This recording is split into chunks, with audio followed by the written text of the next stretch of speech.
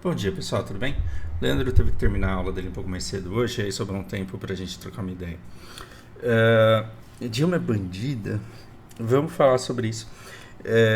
Esse vídeo aqui é uma alternativa ao maniqueísmo, porque eu vivo falando pra vocês que a gente não deve perder tempo dizendo se uma pessoa é boa, se ela não é boa, se ela é má, se ela não é má, porque isso é muito superficial, é muito vazio. Mas não dá pra eu tirar uma coisa de vocês sem colocar alguma outra coisa no lugar. Então, que opções a gente tem para isso, né? Nesse livro que eu recomendei para vocês, da Como Matar a Borboleta Azul, a autora ela faz menção a esse livro aqui, As Leis Fundamentais da Estupidez Humana. É, Vamos ver o nome do autor, é Carlo Cipolla. Um livro que dura 10 minutos de leitura, está exagerando um pouco, mas é um livro super curto, super engraçadinho, fácil de ler. E ele dá uma tabela aqui incrível, que é uma alternativa ao maniqueísmo e que pode ser muito interessante. Aqui ele divide as pessoas em 4 categorias, que são o inteligente, vulnerável, bandido e o estúpido. E esse quadro aqui ele faz você entender muito bem o que é isso. O inteligente não necessariamente é inteligente, o estúpido não necessariamente é estúpido. É para vocês entenderem o fruto, a categoria da pessoa de acordo com o fruto da interação que ela tem com alguém. Quando uma pessoa interage com a outra e os dois saem beneficiados, ou seja, eu consigo o que eu quero, mas eu causo bem na sua vida, aí eu sou inteligente. Se eu consigo o que eu quero, mas eu causo mal para sua vida, aí eu sou bandido.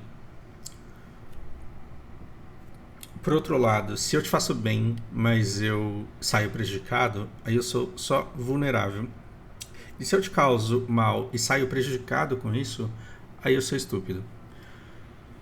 Então, qual que é um dos grandes problemas do dia de hoje? As palavras perderam significados, porque todas elas significam a mesma coisa.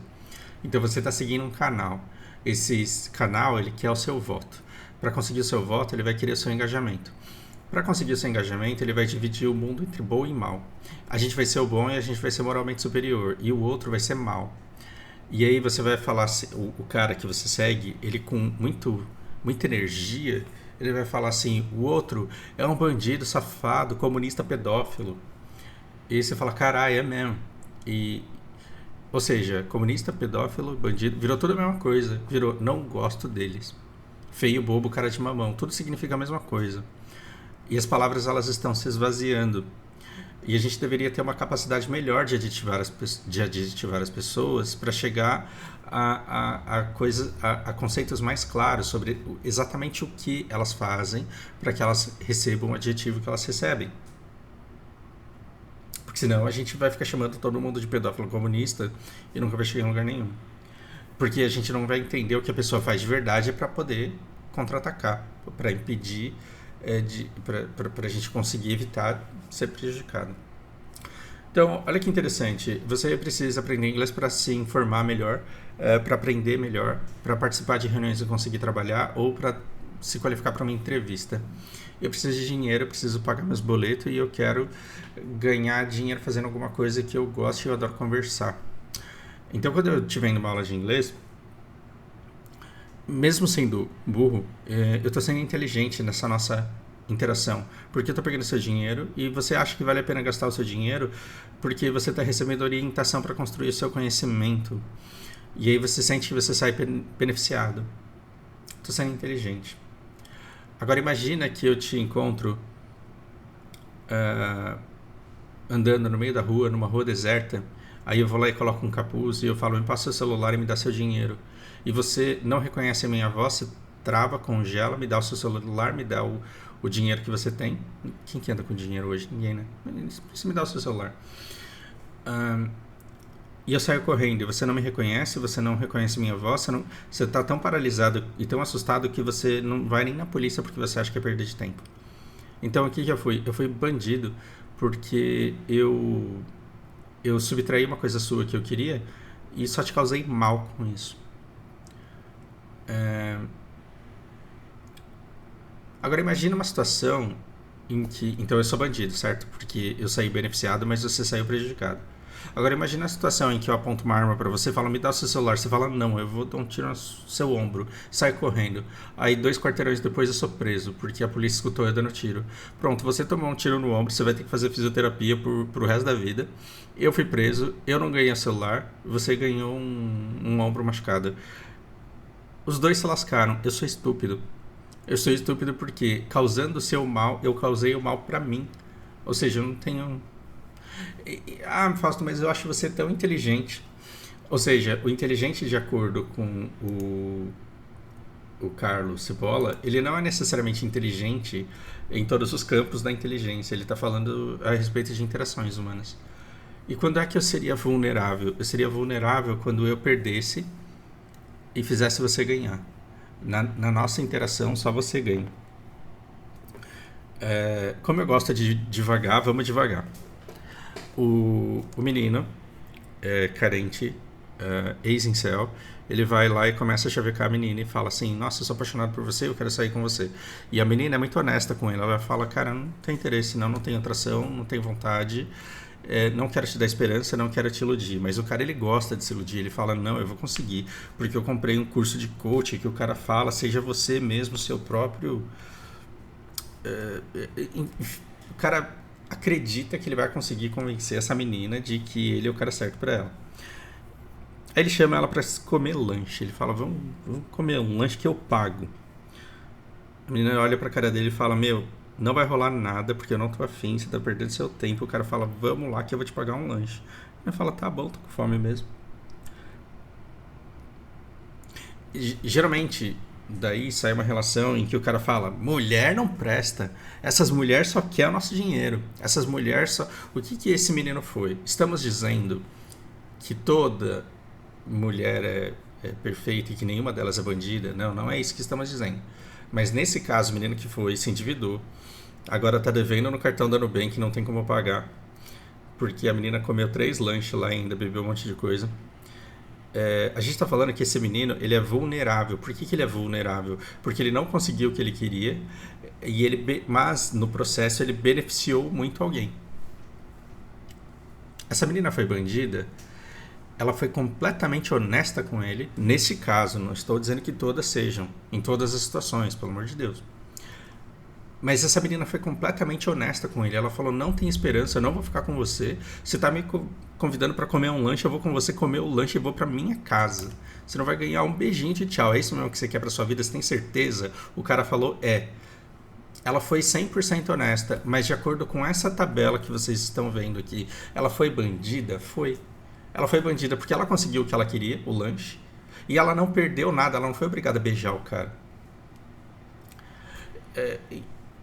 Estão entendendo que bandido, isso daqui são termos que poderiam ser A, B, C e D, né? Diferente de inteligente, de estúpido. Mas é uma maneira interessante de pensar o mundo. E é muito legal que quando você vai estudar outros idiomas, você descobre que muitas vezes diferentes comportamentos são descritos de diferentes formas. E quando você decide enxergar o mundo de uma maneira diferente, ele fica diferente.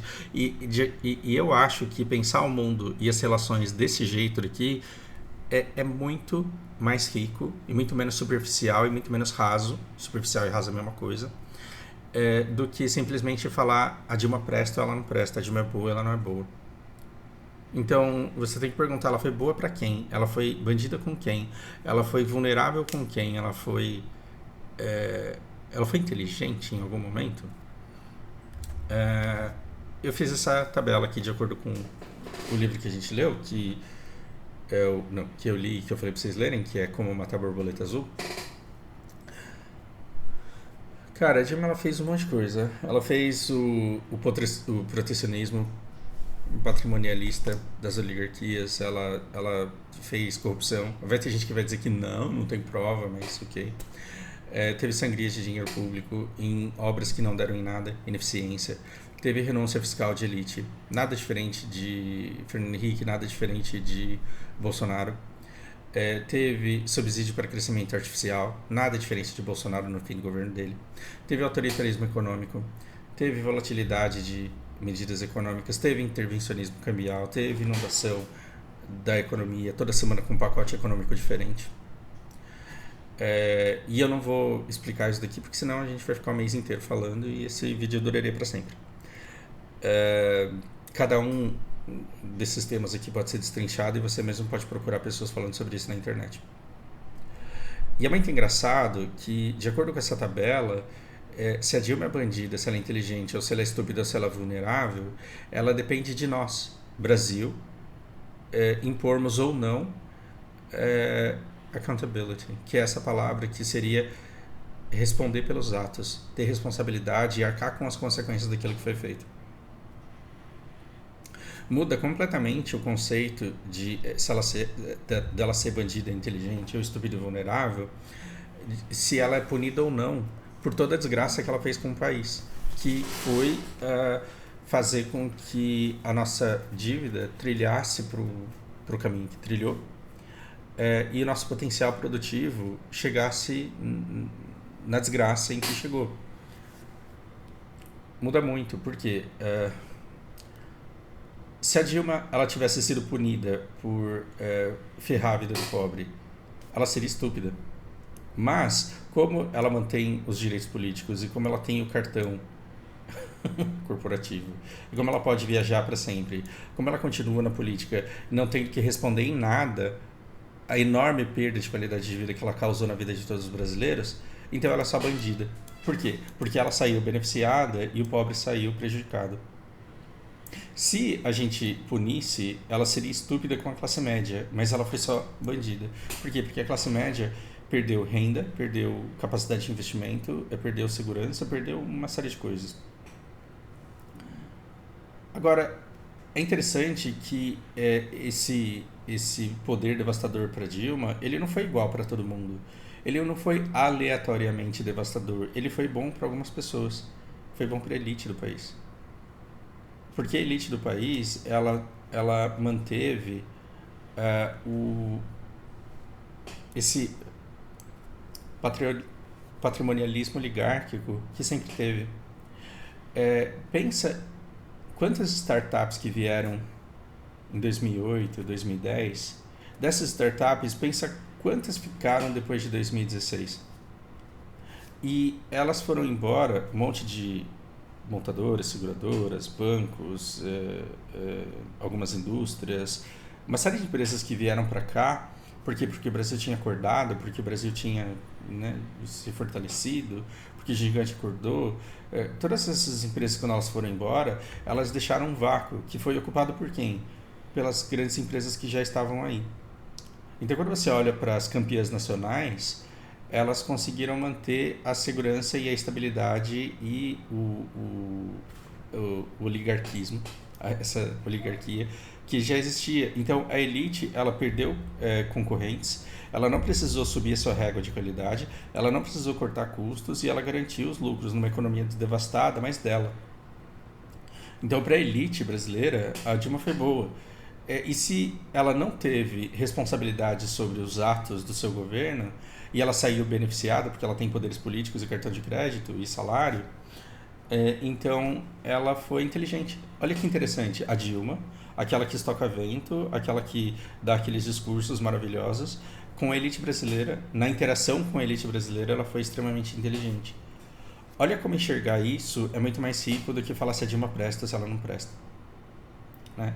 E o Brasil produtor, o Brasil que produz petróleo, que produz commodities, que extrai minério de ferro e vende, pro Brasil produtor, você que abriu empresa em 2010, hoje você tem fôlego para abrir empresa no Brasil e gerar empregos? Você tem vontade de fazer isso com o dinheiro que você juntou a sua vida inteira? Não.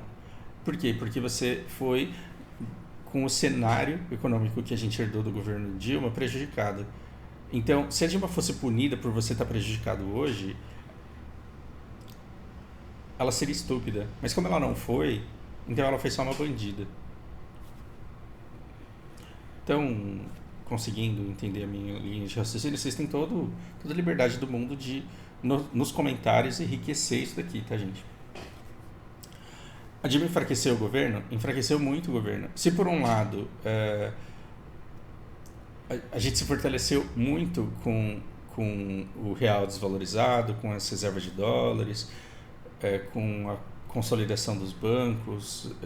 Se por um lado a elite brasileira é muito forte, o governo em si ele é muito refém da dívida pública e de todas as obrigações que ele contraiu para si. Se ela fosse punida por isso, seria estúpida. Mas com o governo do Brasil, de acordo com essa tabela aqui, ela foi bandida também. Agora, uma coisa que pouquíssima gente fala, e eu falei com o Lucas na conversa que a gente teve, a Dilma com o Estado brasileiro, a gente não está falando do governo que tem que pagar 50% da sua arrecadação de amortização de dívida pública. E que tem um monte de dívida e que está todo bagunçado e desmantelado depois de Bolsonaro. A gente não está falando disso, do governo. A gente está falando do Brasil-Estado. Esse que os outros países olham e falam, olha lá o Brasil. Olha lá o Brasil. Tá precisando de democracia lá. As pessoas olham para o Estado brasileiro e elas não querem atacar o Estado brasileiro. Por quê? Porque não tem incentivo para que se ataque. Porque eles não precisam atacar. Então, a Dilma ela colocou o Brasil num estado de subserviência aos Estados Unidos e ao PEP, por exemplo, que faz com que a gente não tenha treta nenhuma, porque a gente entrou no jogo deles, portanto nos esquecem aqui e a elite está segura. E nós também estamos seguros. A gente dorme com uma tranquilidade enorme de não ser invadido. O posicionamento da Dilma, seja dela ou do Itamaraty, com o que foi feito no governo dela, faz com que, em relação ao Brasil-Estado, ela tenha sido inteligente. Mas você nunca vai escutar isso no noticiário, porque quem é que vai querer assistir alguém num programa jornalístico falando bem da Dilma? Ninguém. Então, aquilo que não dá ibope, aquilo que não dá engajamento, ele não vai ser dito. E é justamente por isso que você deve buscar leitura e conhecimento para além do que as pessoas dizem só porque elas querem te agradar e querem que você fique lá seguindo o canal dele. Tudo bem? Bom, é interessante, uma coisa interessante que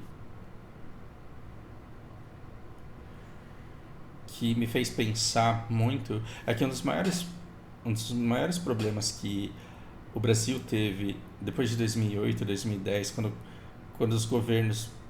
quando os bancos centrais americanos e europeus começaram a inundar o mercado com dinheiro, porque eles queriam que eles estimulassem a economia lá, esse dinheiro ele veio para cá.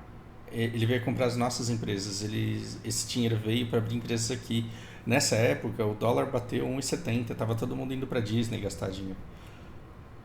E a gente, na esperança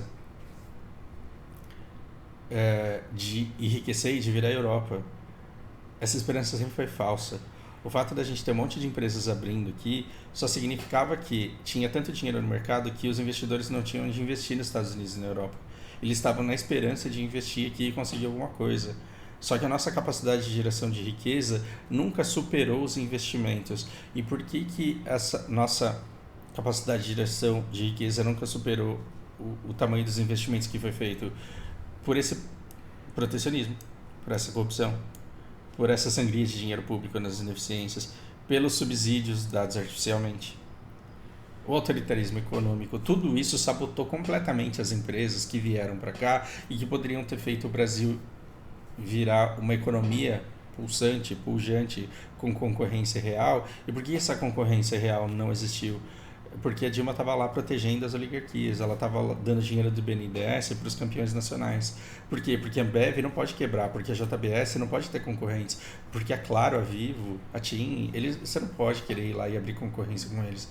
A nossa indústria tem que proteger o computador da Positivo, então vamos taxar as peças que vêm de fora.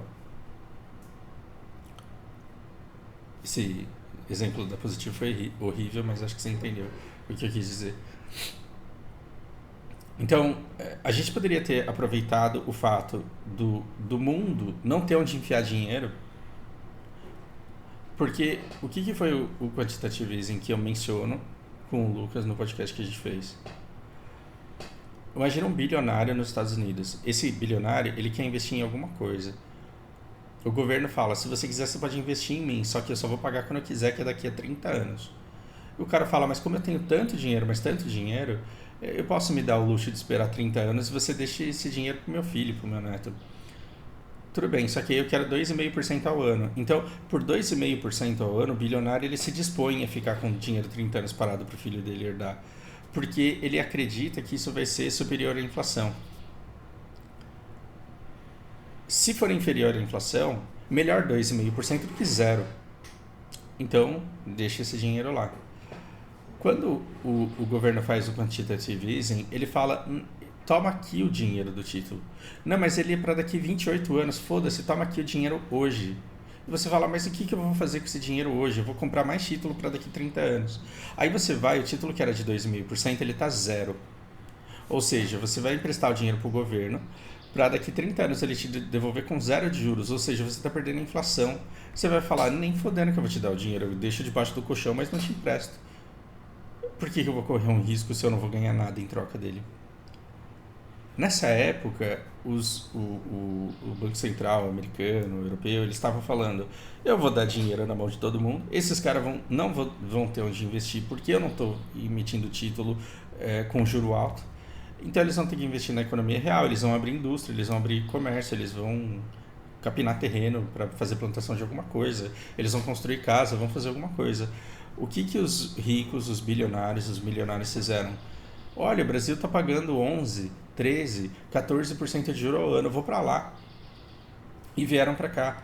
E investiram na nossa dívida pública e investiram em empresas aqui para dar dinheiro aqui. Por quê? Porque nos Estados Unidos e na Europa era macabro. Dilma, querendo atrair esses investidores para cá, estava querendo resultados econômicos para influenciar e atrair esses investidores para cá. É por isso que ela foi lá dar um monte de subsídio econômico, dar dinheiro para você comprar carro com IPI zero, taxa zero, você dá um monte de desconto, dá um monte de subsídio, faz a gasolina ficar artificialmente barata e faz a eletricidade ficar artificialmente barata, mostra que você está aumentando a quantidade de emprego e que você está aumentando o consumo das famílias. Pronto, essas startups, esse povo que estava com dinheiro na Europa e nos Estados Unidos, falou, vou para o Brasil, vou investir lá, porque o poder aquisitivo das famílias está aumentando e eles estão consumindo muito. Mas era tudo de mentira. Era tudo de mentira. Então, se por um lado você estava atraindo